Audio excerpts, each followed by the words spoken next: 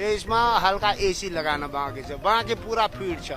हल्का त्यो के छ कि मिटरमा पनि समस्या थियो, त्यो पनि फिट गर्छु। र बक्लोल हर प्लेन यही बन्छ र नेपालमा हरेक मेन्टेनेन्स यस्तैमा हुन्छ क्या, बुझिस्। अहिले हाम्रो बुवा छ नि श्री लड्डुलाल यादव, ऊ पनि लड्डु बनाउन छोडेर प्लेनै बनाइरहेछ। अनि तपाईँको यहाँ के बन्छ त? के बन्छ? अरे पागला, शोध यहाँ के बन्दैन। नेपालले रकेट बनाएपछि पनि रकेटको मेन्टेनेन्स हामी गर्छु क्या।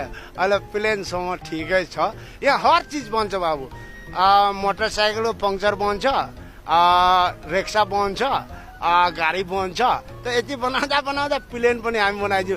खास कुरा के हो, हामी बनाउँदा एकचोटि त हामी आफै चलाएको पनि छु। त हामी भनिदिउँ बक्लोल कि यहाँ सब चिज बन्छ। तपाईँ यो मेन्टेनेन्सको ग्यारेन्टी दिनुहुन्छ? आर यू कॉमेडी में क्या मेन्टेनेन्स को गारंटी रे? ए बक्लोल, तेरो जिन्दगी को गारंटी छ? तलाई थाहा छ अब तमाथि के हुन सक्छ? अहिले ज्यादा बक्लोल प्रश्न सोधिस् भने मुख फोरेर तेरो नकली दाँत निकालिदिन्छु बक्लोल। भनिदिएको छु, ज्यादा गारंटी वारंटी को कुरा नगर के। प्लेन हो भाइ, टिभी थोरै हो कि गारंटी दिन्छु। अर्को छ, आज भोलि दुईटा इन्जिन भएको प्लेन चल्नु पर्ने, अझै एउटै इन्जिन भएको प्लेन चलाइरहेछ नि, तपाईँ के भन्नुहुन्छ? प्लेन हो, किडनी थोरै हो कि दुईटा चाहिन्छ? एउटा भए पनि चल्छ, चल्नु पर्यो। प्लेन भनेको उड्नु पर्यो।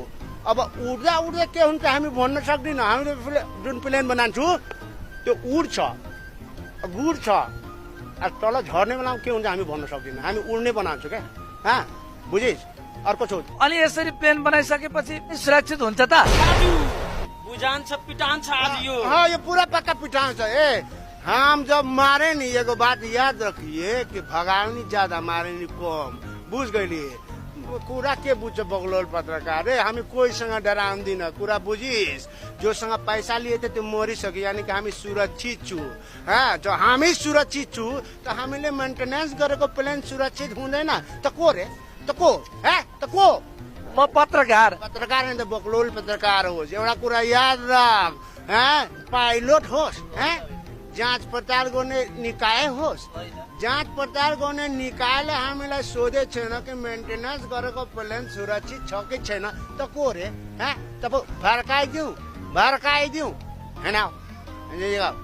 कुरा के छ कि बक्लोल, प्लेन पहिला आउँदाखेरि सेकेन्ड ह्यान्ड आउँछ के। यहाँ आउने बेलासँग थर्ड ह्यान्ड भइसकेको हुन्छ के।